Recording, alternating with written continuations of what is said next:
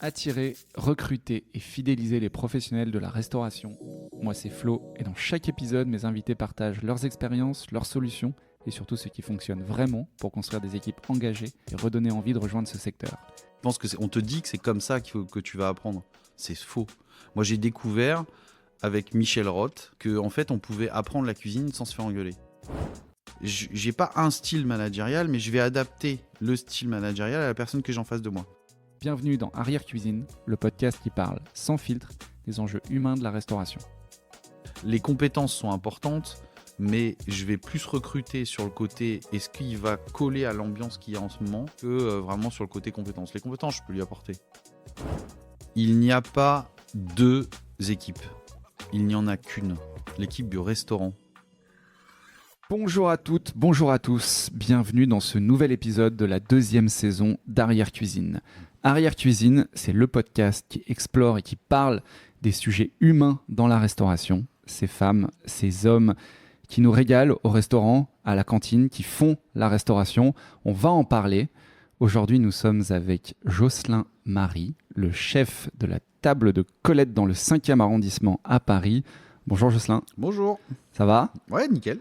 Écoute, pour commencer, est-ce que tu peux nous faire une petite présentation, tes premiers pas dans la restauration à 2 ans ou à 18 ans, je sais pas. À 2 ans, non, peut-être pas quand même. Je pense que j'ai moi découvert la cuisine avec mes grands-mères qui étaient... elles avaient 2 univers complètement différents. Il y en avait une qui avait une cuisine très bourgeoise. Donc les grands plats, et mon grand-père était chasseur. Donc on avait du sanglier, du cerf, enfin des choses comme ça. Et puis mon autre grand-mère, ils étaient vraiment le côté ouvrier et ils vivaient en autarcie du côté de Saint-Coulon. Et là j'ai découvert les légumes, j'ai découvert les fraises. Du potager. Ouais, exactement. Et puis je pense qu'à l'époque je me rendais pas compte de l'importance que ça allait avoir, toutes ces découvertes-là. Et puis après, j'ai toujours été très très très très nul à l'école. T'allais dire en cuisine Non, ouais, parce que je suis derrière la cuisine, ça me traumatise de pas y être. Peut-être, je sais pas.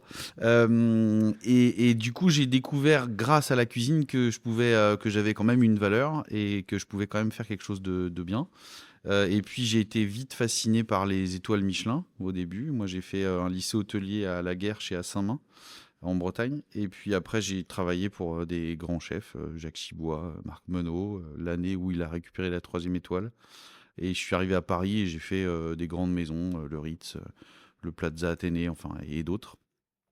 Et puis, j'ai aussi géré des brasseries, où là, j'ai vraiment appris à gérer un restaurant, à gérer un ratio, où on a commencé à me parler management. Parce que c'est vrai qu'en restaurant étoilé...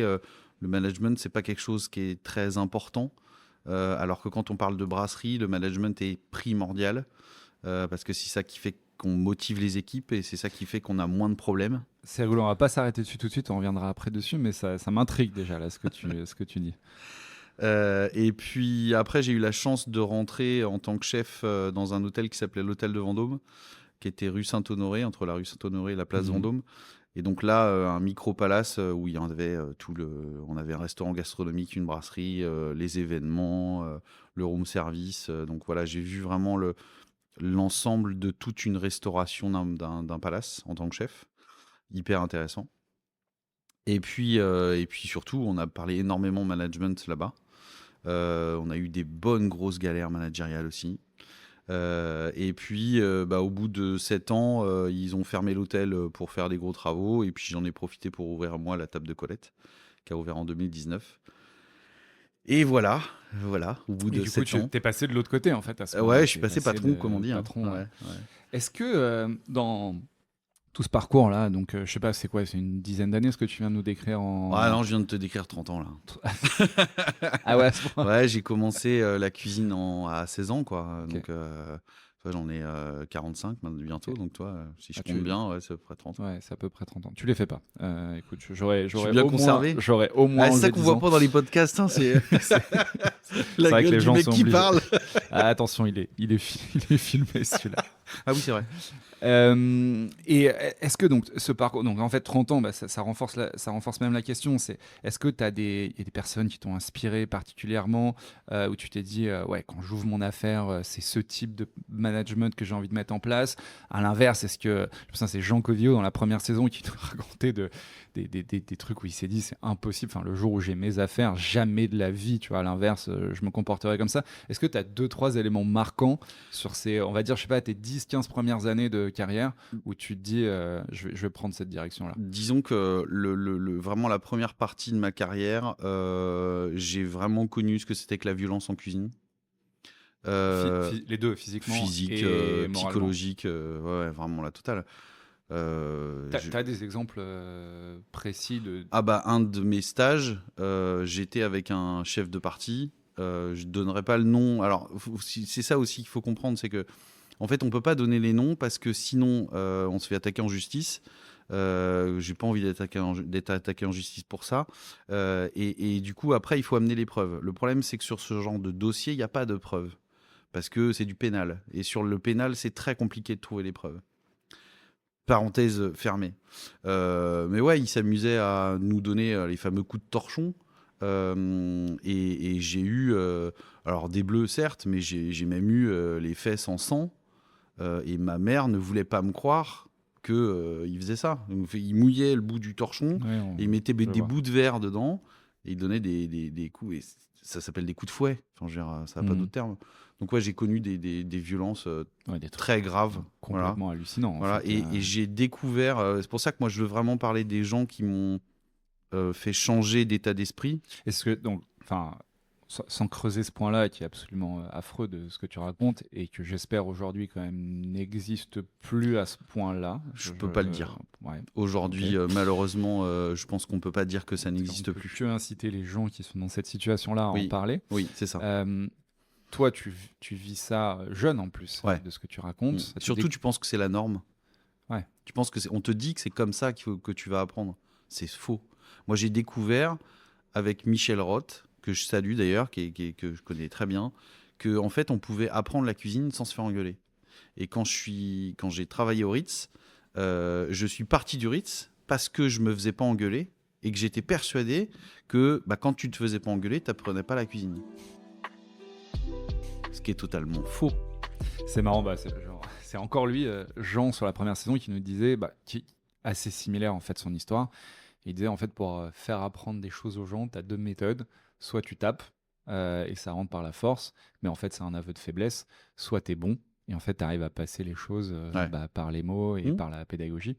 Et ce qui est ton exemple avec Michel Roth. Clairement. Et Michel, moi, il m'a vraiment montré qu'on pouvait, avec la bienveillance, avec la douceur, dire non, regarde, c'est pas comme ça. Et juste, c'est ça, transmettre le savoir. Pas avoir un pervers au-dessus de toi qui... Moi, j'avais un sous-chef dans un restaurant étoilé. Sa technique, c'était... Il parlait pas. Il montrait, après tu faisais. Quand tu faisais mal, il te pinçait derrière le bras, là. Mais au sang. C'est-à-dire, tu te dis, mais c'est pas possible de... Voilà, bon, voilà. Donc je ça, me suis dit, ça, c'est hors de question. Hors de question. Et à l'inverse, t'en as d'autres, à part Michel Roth, qui te... Parce qu'à un moment, il faut la garder, la motivation, quand même. Tu vois, prendre des coups, c'est pas très motivant. Non. Qu'est-ce qui fait que tu te dis, vas-y, je continue, j'y vais? La créativité. Parce que la créativité, ça fait que tu exprimes quelque chose. Et quand tu commences à exprimer quelque chose, c'est ça qui motive. Et moi, j'essaye vraiment, dans mes équipes à la table de Colette, de les pousser à la créativité. C'est-à-dire leur dire... alors après, c'est moi le directeur artistique, entre guillemets, mais c'est eux qui font des essais et je les laisse des fois partir ou dans des zones où je sais qu'ils vont se planter parce que j'ai déjà essayé, mais c'est important que eux passent par ce cheminement-là. Et la créativité, c'est ça aujourd'hui, moi je trouve qu'il y a une source énorme de motivation. Alors, du coup, tu nous parles de tes équipes aujourd'hui.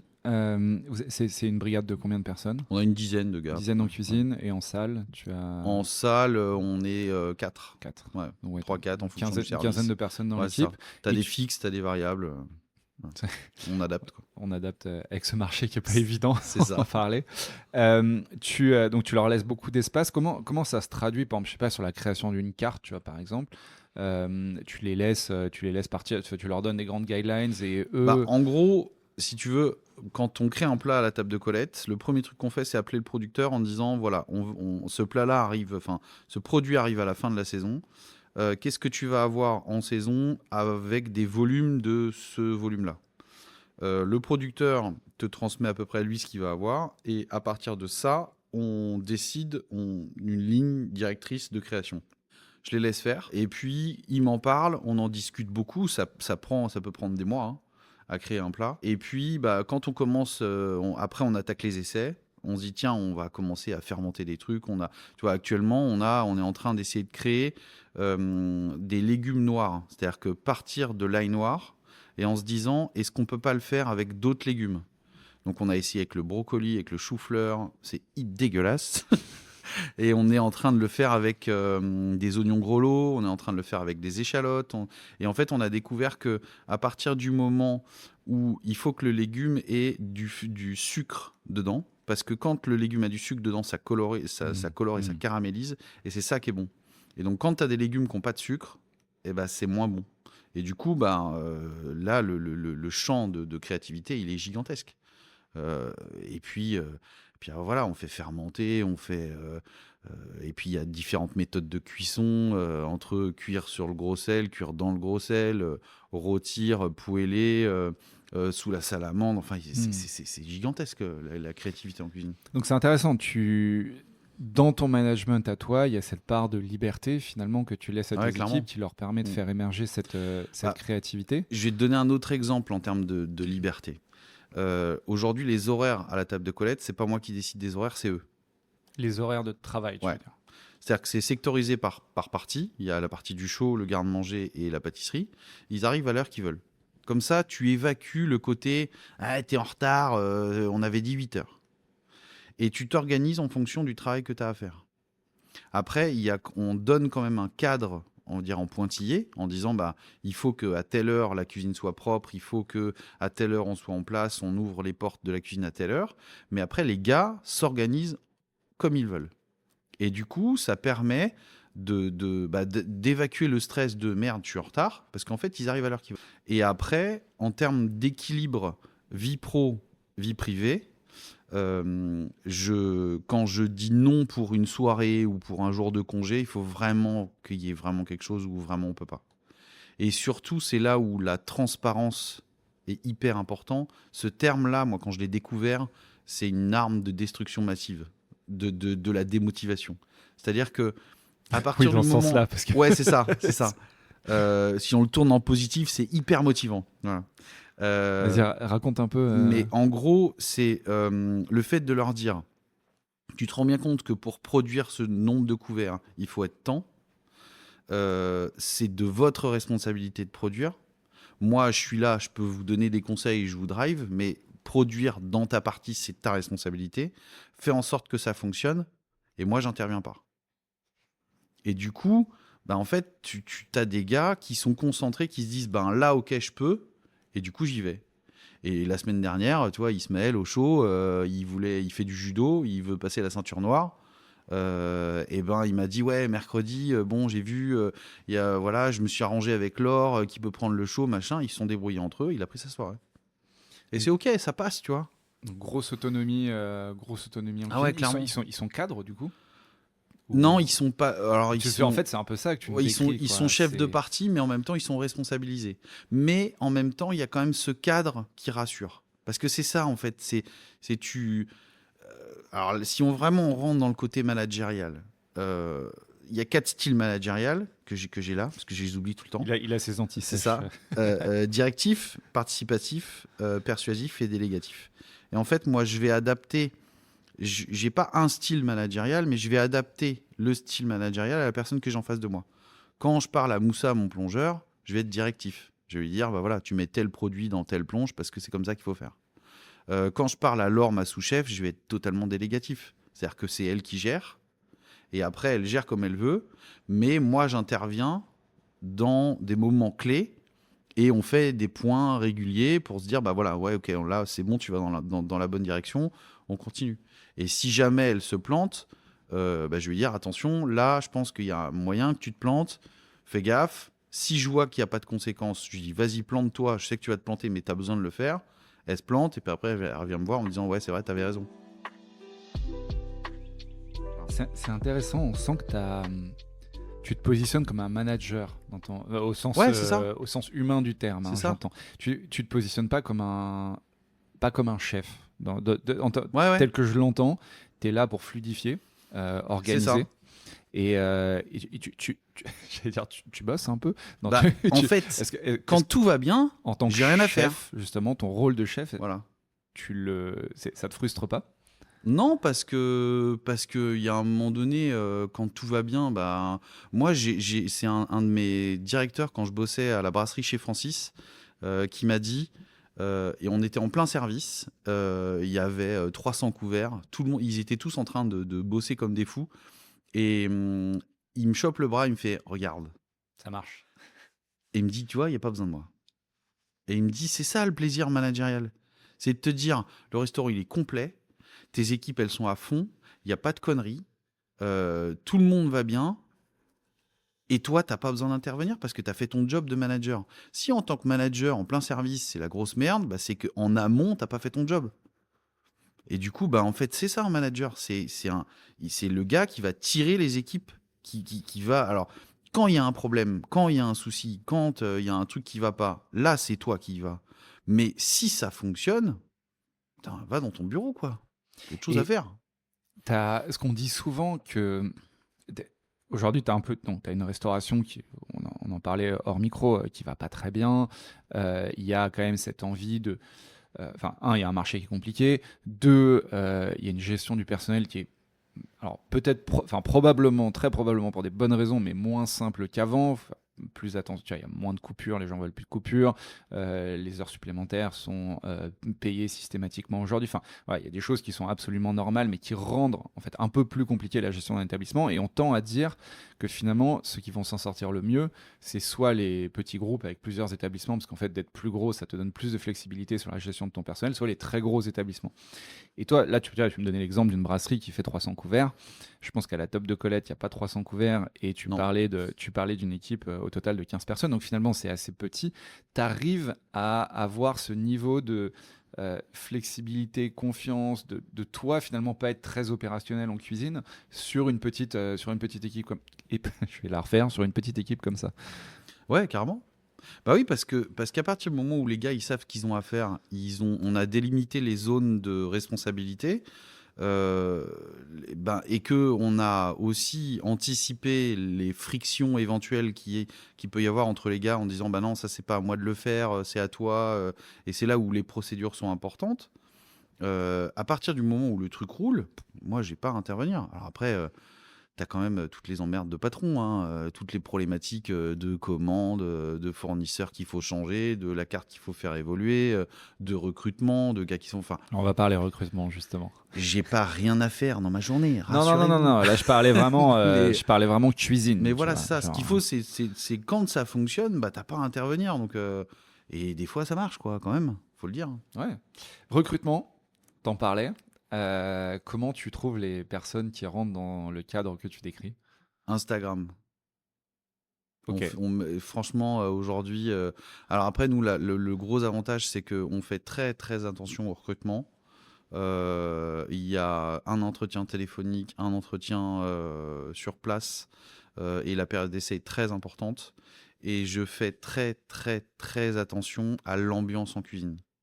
J'ai déjà licencié du personnel parce que je savais que cette personne allait conduire à des situations de harcèlement.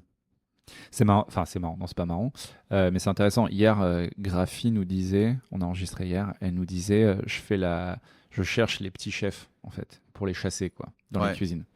Ouais, J'ai l'impression que c'est un peu ça Ouais. que tu nous dis. Ouais, Quoi. ça c'est hyper important dès que tu vois une personnalité déviante, perverse, faut stopper tout de suite quoi. Et tant pis s'il y a un procès, bah tant pis. Et t'as des techniques pour les détecter en entretien? En entretien non. C'est vraiment sur le... Non, parce qu'en entretien, voilà, ils te disent ce que tu as envie d'entendre, quoi. Et je pense que c'est vraiment la période d'essai, être attentif. Le premier truc, moi, qui m'alerte, c'est le respect de la discipline. Si j'ai quelqu'un, au bout d'1 jour, 2 jours, 3 jours, quand je lui dis quelque chose, moi, je gueule pas. J'ai pas besoin de crier fort. Quand je donne un ordre, c'est clair, c'est « Est-ce que tu peux me faire ça, s'il te plaît ?» Et quand je constate que le truc est pas fait, ou il y a une excuse, ou alors il te dit « Ah bah oui, mais c'est pas possible de le faire. » Oula, Ouais, stop, alerte rouge, il y a un problème. Si t'es pas capable de, alors que d'autres le font avant, si t'es pas capable de faire ce que je te dis, t'es pas fait pour travailler à la table de Colette. Et après, c'est le premier conflit. Comment tu le gères? Comment tu gères le premier conflit? Est-ce que c'est quelque chose qui te submerge? Est-ce que tu as des gens qui sont un peu pervers, qui vont aimer le conflit? Là, c'est alerte rouge, tout de suite. Parce que le management, passé, on va dire, les 15-20 règles, après, c'est de la psychologie. Hein. C'est-à-dire que si tu as des gens qui ont des traumatismes pas résolus, tu peux rien faire, toi, en tant que manager. T'es pas son psy, donc c'est que t'es pas dans le bon établissement et on arrête, quoi. Et c'est essentiel, ça, parce qu'aujourd'hui, quand tu arrives à avoir une ambiance de cuisine et une bonne ambiance de cuisine, tu as 80% des problématiques qui disparaissent. Parce que les gars se parlent entre eux, ils s'aiment bien, donc ils vont se donner des coups de main. Et ils sortent, tu vois, en ce moment, ils sont tous dans leur délire de l'escalade. Voilà, bon, bah, ils font de l'escalade en ce moment. Je me marre parce que j'ai un chef ici qui passe sa vie à aller grimper. Donc c'est rigolo. Non, mais et voilà, ils le font ensemble et bah voilà, t'as une ambiance de cuisine, t'as créé ça. Voilà. Et puis toi, bah, t'as 45 ans, t'as un peu en surpoids, donc tu vas pas aller faire de l'escalade. mais voilà, c'est OK, quoi. Et il reste les gens chez toi? Parce qu'on parle souvent... Bah, écoute, Vincent, ça fait 7 ans. C'est pas mal. Voilà, Laure, elle est venue en stage. Vincent, c'est mon bras droit, c'est la personne qui gère la salle. D'accord. Et la sommellerie aussi. Laure, elle est venue en stage, elle est revenue travailler, là ça fait 3 ans qu'elle bosse. Et en fait, chez nous, on se rend compte que ça va parce que les gens partent et reviennent. Et du coup, c'est là où tu te dis, on a quand même réussi un truc. Et on a énormément... C'est pour ça que le recrutement, en fait, on n'a pas vraiment besoin, nous, de recruter, parce que entre tous les stagiaires qu'on forme, en fait, dès qu'on a un poste qui se libère, on va appeler les meilleurs stagiaires avec qui on s'est le mieux entendu, et puis on va leur dire, bah voilà, il y a un poste qui se libère, ça t'intéresse pas, c'est le bon moment ou pas, ça marche, on y va, ça marche pas, bah tant pis. Ouais, finalement, tu dois recruter, j'imagine, très rarement 2-3 personnes par an. Oh, même pas. Ouais. Une chance. Je pense qu'il y a des gens qui nous écoutent qui vont t'envier. Ouais. Non, je sais pas, un poste ou deux. Enfin, après, il y a des cycles, tu vois. Et puis, bah, il y a des fois où tu n'arrives pas à créer cette ambiance-là, où la mayonnaise prend pas, quoi. Et on a eu, il y a 2 ans, la mayonnaise a pas pris. Bon, bah voilà, ça a été une année un peu galère. Et puis, on a réussi à recréer avec d'autres personnes. Puis c'est pas parce que quelqu'un il y a 3 ans a bossé pour toi, il était super, tu le reprends 3 ans après, bah en fait c'est pas la même personne, il a évolué, il a changé et puis bah faut aussi être en accord avec ce que tu veux vivre à l'instant T, quoi. Donc c'est pour ça que c'est important, ça, c'est le recrutement et moi je recrute plus, les compétences sont importantes, mais je vais plus recruter sur le côté est-ce qu'il va coller à l'ambiance qu'il y a en ce moment que vraiment sur le côté compétences. Les compétences, je peux lui apporter. Donc c'est pas... Enfin, j'ai jamais réussi à ne pas former un chef de partie.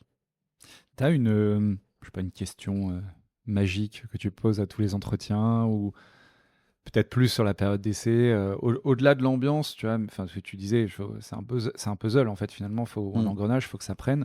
Est-ce qu'il y a, je sais pas, 2-3 éléments auxquels tu fais particulièrement attention Ouais, s'ils ont un projet. Je prends que des gens... De carrière, tu veux dire. De carrière, ouais. Moi, je pose toujours la question, tu te vois où dans 1 an, dans 3 ans, dans 5 ans et dans 15 ans? Et tu cherches cette ligne... Si cette personne-là n'a aucun projet, il n'a pas de vision, et puis du coup, il cherche juste un job pour se nourrir, ce sera pas le bon restaurant. Moi, je cherche quelqu'un qui va s'inscrire dans cette... parce que faut quand même se rendre compte que la table de Colette, c'est particulier. Quand on dit qu'on est un restaurant écolo, on le fait pas à moitié. Là, tu me fais écoute, transition parfaite. J'allais y venir. Non, mais vas-y, parle-nous de ça. C'est vrai que vous avez un positionnement, une façon de travailler spéciale. En 2024, le resto le plus engagé par Écotable, c'est pas pour rien. C'est-à-dire qu'on est allé vraiment très, très, très loin. Et il y a des décisions qu'on prend à la table de Colette que tu prends pas ailleurs. Vas-y, donne des exemples. Quand on se dit on prend que des producteurs bio français de saison, c'est pas une blague. Donc si tu veux faire de l'artichaut et c'est pas la saison de l'artichaut, nous on fera pas l'artichaut. Et quand par exemple au niveau du poisson, on prend que du poisson éthique, t'auras pas de bar, t'auras pas de Saint-Pierre, t'auras pas de turbo. Alors le turbo, c'est plus une question de prix qu'une question d'écologie, mais tu vois, actuellement on a du poulpe à la carte. Et quand on a un poisson que les gars ont envie de travailler, mais que c'est pas éthique, je leur explique pourquoi. Et ils entendent. Ouais. Ça me fait sourire parce que on a la même démarche au restaurant là où on enregistre. Je trouve ça extrêmement difficile. Il y a un côté un peu frustration du chef, tu vois, par moment, des équipes plutôt, de se dire justement, j'ai envie de bosser ce truc-là. Je sais pas, j'ai envie de faire un dessert à base de citron. En fait, c'est pas du tout la saison. Ouais. Les citrons, ils vont venir d'Italie. Enfin, tu vois, tu sens que c'est dur. Il y a un truc un peu de frustration. C'est dur, quoi. mais en même temps, nous, c'est ce qu'on leur dit. C'est-à-dire que, en fait, on crée la restauration de demain. Et donc, créer, c'est dur. C'est pas un truc. C'est pas j'arrive le lundi matin, 10 minutes après, j'ai une super idée. Et le mardi, il y a un journaliste qui vient et qui dit c'est un génie. Et non, c'est pas ça. C'est dur. Et tu le fais pas. Ça demande beaucoup d'essais. Ça demande. Et puis, les essais, c'est 90% de ratés. Donc, c'est OK. On a appris à pas faire de chou-fleur noir. Oui, ça marche pas. Mais des fois, on envoie aussi les gars, tu vois. Laure, elle était déjà partie en week-end et on lui a dit, ou Louise, tu vois, mon ancienne chef pâtissière, elle était partie chez Philippe Guichard, notre producteur de farine. Elle était passée un week-end chez lui pour comprendre le truc et derrière, elle a fait des plats qui allaient avec ce qu'elle avait appris là-bas. Donc c'est hyper important parce que c'est ça, une équipe, il faut que les gars ils se sentent concernés. Si t'as un gars qui en a rien à foutre, il n'a pas choisi la bonne tôle, quoi. Ouais, non, mais on sent qu'il y a enfin voilà, ton équipe est là pour faire le lien entre le menu, les produits, les fournisseurs. Ça, c'est un. T'as d'autres exemples de le fait d'être un restaurant très engagé, comme tu disais. Est-ce que tu as d'autres exemples d'impact sur ton équipe? Je sais pas, des choses que tu as dû mettre en place, des process particuliers. Là, on va toucher. En fait, ça motive. C'est-à-dire que les gars, ils ont vraiment la sensation de faire partie d'un restaurant qui travaille pour l'avenir. Et du coup, un espèce de truc fondateur, quoi. Et ça apporte un truc qui est essentiel en cuisine et dans le management, c'est le leadership. Le leadership, c'est hyper complexe à comprendre. C'est ça qui va faire que ton équipe, en plein moment de galère, en plein moment super dur, va réussir à sortir du lot et à faire en sorte que ça fonctionne quand même. Je te donne un exemple tout bête. Il y a un peu moins d'un an, Vincent, sa femme, était enceinte. Le bébé arrivait avec 1 mois d'avance. Et moi, à ce moment-là, je rentrais des vacances au ski. Je me suis je me suis blessé, qui fait que je ne pouvais pas travailler. Quand tu as les 2 boss qui ne peuvent pas travailler, ça devient très compliqué. Les gars, ils ont réussi à assurer. Et il n'y a pas eu de problème. Et alors, Laure a fait énormément à ce moment-là. Et je la remercie encore. Je pense que je la remercierai jamais assez. Mais ils ont réussi à maintenir le restaurant à flot. Et ça fait que c'est tout le travail qu'il y a eu en amont du fait que les gars, ils se sentent chez eux aussi. Ils sont associés du restaurant? Non. Comment on n'a pas parlé, tiens, rémunération, association. La rémunération, c'est une des questions que je pose dans l'entretien. Moi, je pose toujours la question, c'est combien il te faut pour vivre. et je donne ce qu'il leur faut pour vivre. Si le gars me demande trop parce que il lui faut trop pour vivre, c'est que c'est pas la bonne personne. S'il me demande et que moi je suis capable de donner, c'est que c'est la bonne personne. Et ça, c'est pas, je vais pas, par exemple, Ismaël, mon chef de parti, il sort de l'école. Moi, il m'a dit, il me faut minimum temps pour vivre parce que j'ai mon loyer, mon machin, mon truc. Je lui ai donné temps. Et après, les pourboires aussi, c'est pareil, cette motivation-là, les clients, ils le ressentent. Les gars, ils touchent des pourboires. J'ai jamais touché ça en pourboire, quoi. Et Non, voilà, ça- et tant mieux, c'est super, tu Ça vois. a énormément augmenté Mais- là, récemment avec les TPE. Ouais. J'imagine clairement. que c'est largement ça aussi. Clairement. C'est impressionnant. Parlons un peu de la. On a beaucoup parlé de cuisine. Mm. Même si j'ai compris que Vincent était en salle. Ouais. Comment toute cette culture que tu as évoquée de liberté, de transparence, de créativité que tu mets en place quand même beaucoup en cuisine, j'imagine. Comment tu la transposes sur la salle? Et peut-être aussi comment ce côté très engagé, tu arrives à le faire passer par la salle. Parce que finalement, soit tu le fais pour toi et ta conscience, soit tu le mets en avant auprès de tes clients et ça devient potentiellement un argument. Et donc ça passe forcément par le service en salle. Donc, comment tu les impliques là-dedans? Il n'y a pas deux équipes. Il n'y en a qu'une. L'équipe du restaurant. Il n'y a pas d'un côté les serveurs, de l'autre côté les cuisiniers. C'est hors de question à la Et table ça, de ils Colette. l'entendent? Mais bien sûr, Vincent a déjà pris le pass. Il faut qu'il soit capable de le faire. Et moi, je suis déjà allé en salle. Et Laure, ma sous-chef, elle a déjà géré la salle pendant 1 mois. Il faut pas qu'il y ait de barrière entre la cuisine et la salle. C'est une connerie sans nom. T'as une Il cuisine n'y a ouverte au- ou- Il y a une C'est cuisine ouverte, Je pense que ça mais ça il n'y aide a pas énormément. de ça. barrière entre la cuisine et la salle. Il n'y a pas ni de barrière physique, ni de barrière psychologique. C'est-à-dire que quand il y a un des deux qui est dans la merde, on va les aider.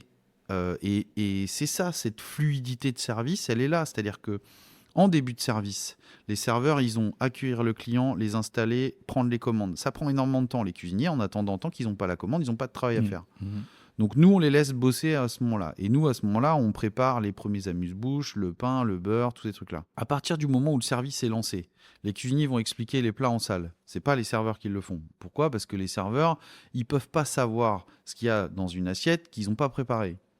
Donc eux, les serveurs, ils vont s'orienter sur le débarrassage. Et encore, nous, on les aide quand on voit qu'il y a des choses à débarrasser. Remettre les couverts, servir le pain, l'eau et servir le vin. Et s'occuper du client. Une fois que le service est un peu entamé, c'est plutôt la cuisine qui est sous pression. Et du coup, là, la salle commence un peu à envoyer les plats, de temps en temps.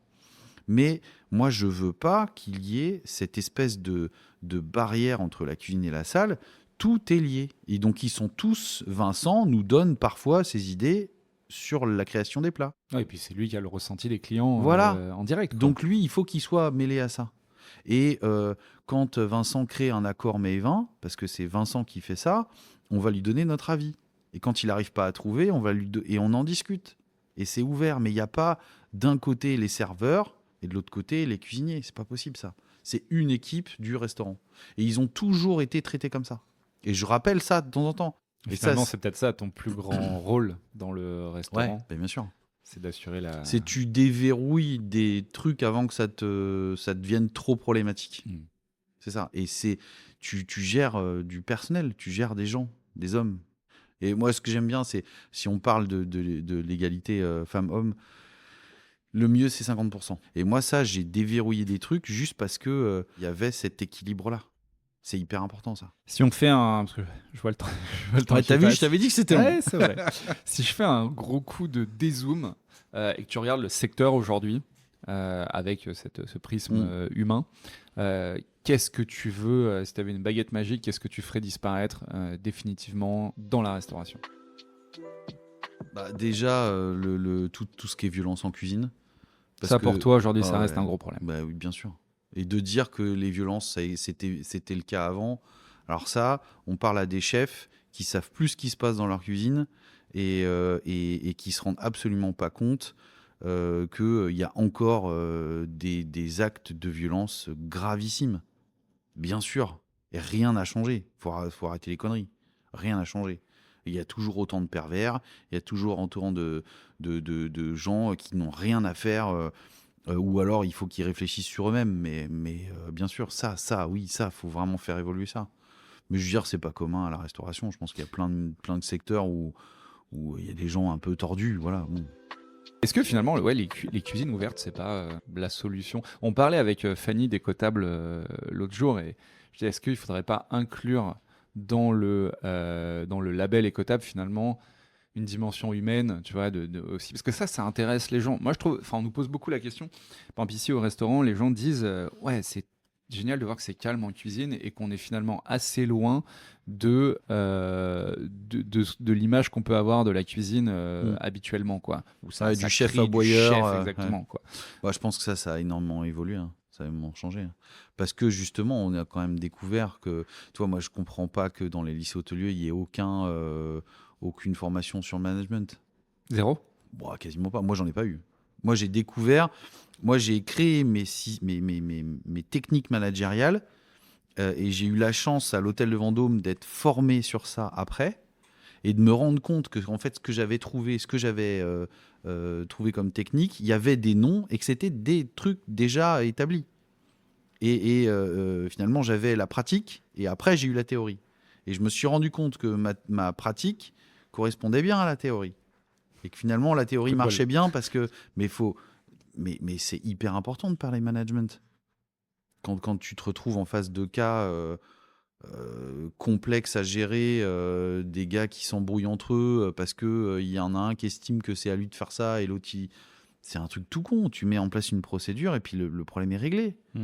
Il y a des cas où c'est très difficile. Moi, j'ai eu un cas quand j'étais à l'hôtel de Vendôme où une des filles avec qui je bossais, elle est devenue schizophrène pendant la période où elle bossait à l'hôtel. Ça a été extrêmement difficile à gérer. Parce que là tu tombes dans la maladie mentale et là, alors là ton manager, enfin le manager, il n'a pas les épaules pour gérer ça. En tant que manager, tu peux pas gérer ça. Tu parles du management dans les cours de management à l'école. Alors j'avoue, je sais pas très bien quel est aujourd'hui, tu vois, l'état de la situation. Mais c'est sûr que si tu prépares pas des futurs managers, ce qui est un métier, le management, c'est marrant parce que l'univers startup dont moi je viens a fait un peu cette découverte ces dernières années. C'est ouais, mais en fait manager, c'est pas une évolution. Tu vois, c'est pas j'ai plus d'expérience donc je deviens manager. En fait, manager des gens, c'est une vraie compétence et c'est une compétence qui s'apprend et qui se travaille. Et donc toi, ce que tu nous dis, c'est en fait, il y a des cas, c'est des cas de management typiques, faut savoir les gérer. Et puis bon, il y a aussi des cas comme celui dont tu parlais à l'instant, qui sont des cas presque pathologiques. Et là, tu peux pas faire grand-chose. Mais justement, il faut savoir un peu aussi tracer. Et puis te dire, là, je sais plus gérer, je délègue. Mais le problème aussi de la restauration, et pourquoi il y a aussi des violences en cuisine, c'est que on manage très très tôt. C'est-à-dire que un gamin de 22 ans, parce qu'à 22 ans, on est quand même encore un gamin, médicalement parlant, le cerveau n'est pas terminé encore. Et à 22 ans, on commence à manager. On manage des apprentis, des stagiaires. Tu devais décrire une équipe, une brigade où il fait bon bosser, tu vois, en je sais pas, quelques mots. C'est quoi, qu'est-ce qui doit s'en dégager en fait finalement? Déjà l'envie. De deux, des règles claires et transparentes. De trois, un objectif commun. Et après, une volonté et c'est hyper important, la bienveillance. Tout ça là doit être englobé dans la bienveillance. Oui, une bulle de kiff finalement. Ouais, c'est ça. Ouais, alors c'est pas cette naïveté non plus. Faut pas non plus faire croire que tout va bien et qu'il n'y a pas de problème et que bien sûr qu'il y a des problèmes. Souvent, les jeunes sont parfois aussi un peu naïfs, c'est-à-dire qu'ils pensent que tout va être rose, que tout va être formidable et dès qu'on est confronté à un truc un peu où on n'est pas d'accord ou alors ça y est tout. Non, c'est ça. C'est ça. J'ai une autre question qui me vient. Est-ce que là, ce que tu viens de dire, c'est pas un peu la conséquence de la génération Top Chef tout est rose à la télé ou même des séries, tu vois. Alors, parce que les séries, ça c'est un truc. T'as l'impression qu'il y a les deux, quoi. Soit t'as De Bear où c'est genre t'as l'impression que la cuisine c'est forcément un champ de bataille, ou t'as d'autres séries où t'as l'impression que c'est hyper facile. Tu claques des doigts, t'as tous les produits du monde qui tombent du ciel. finalement, il y a assez peu d'exemples. Top Chef, c'est sympa à regarder, mais finalement, c'est une émission avec un script, c'est écrit. C'est un divertissement. Des garde-manger comme ça n'existe pas dans la vraie vie. Du matériel comme ça n'existe pas dans la vraie vie. Est-ce que finalement, on montre pas assez ce que c'est le vrai job d'un cuisinier dans un restaurant? Pour la problématique générationnelle, je pense que c'est une évolution. C'est-à-dire que on a connu, moi j'ai été formé par des, je vais prendre l'exemple du Ritz encore, j'ai été formé par des sous-chefs qui avaient bossé avec des gars qui avaient bossé pour Escoffier.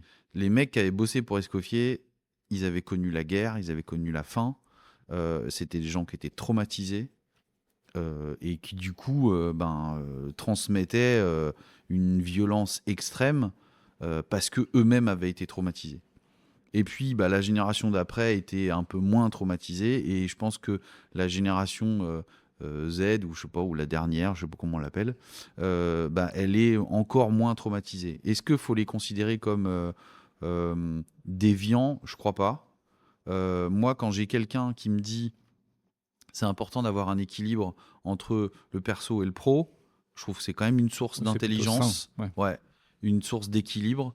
Une source de dire là non ça fait trop, ça je veux pas, ouais ok, c'est une source de compétence aussi. Moi quelqu'un qui accepte tout tout le temps systématiquement, il a un problème quoi. C'est pas normal d'être comme ça. Et un gamin qui me dit un de mes projets c'est d'ici à 5 ans faire un tour du monde, ouais c'est ça. Et moi c'est ce que je dis souvent, on peut pas vouloir défendre la vie sur Terre sans aller voir comment les autres vivent différemment. Donc, je dis pas de voyager toute sa vie, mais voyager un peu dans sa jeunesse, je trouve que ça forme aussi et puis ça donne un côté plus ouvert. Et moi, je trouve ça formidable d'avoir dans une même équipe des musulmans qui viennent d'Afrique, des juifs, des catholiques, super, et que tout le monde bosse ensemble pour un projet commun. C'est ça l'humanité. La beauté de l'humanité, elle est là. Cette dernière question, si tu avais un conseil à donner à toi quand tu ouvres en 2019 la table de Colette. Moi, on m'a donné un conseil qui m'a beaucoup servi. C'est quand on te donne un conseil, l'écoute pas. Non, voilà. faut quand même un peu se faire confiance, quoi.